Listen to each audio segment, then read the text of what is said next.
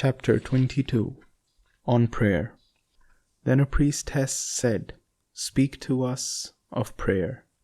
And he answered, saying, "You pray in your distress and in your need. Would that you might pray also in the fullness of your joy and in your days of abundance. For what is prayer but the expansion of yourself into the living ether? And if it is for your comfort to pour your darkness into space, it is also for your delight to pour forth the dawning of your heart. And if you cannot but weep when your soul summons you to prayer, she should spur you again and yet again through weeping until you shall come laughing. When you pray, you rise to meet in the air those who are praying at that very hour, and whom save in prayer you may not meet.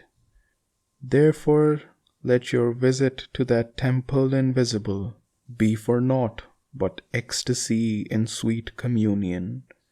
For if you should enter the temple for no other purpose than asking, you shall not receive.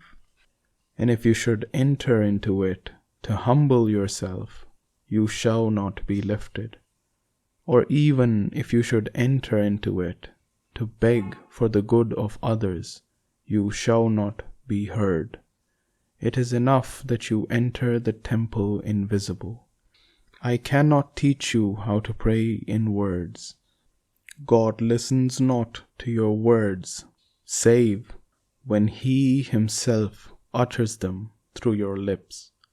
And I cannot teach you the prayer of the seas and the forests and the mountains, but you who are born of the mountains and the forests and the seas can find their prayer in your heart.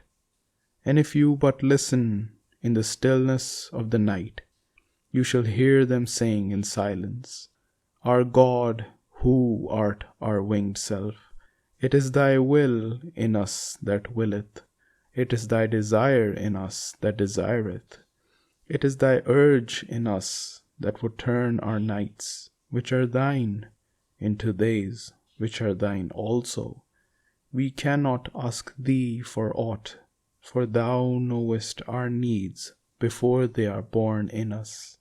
Thou art our need, and in giving us more of thyself, thou givest us all.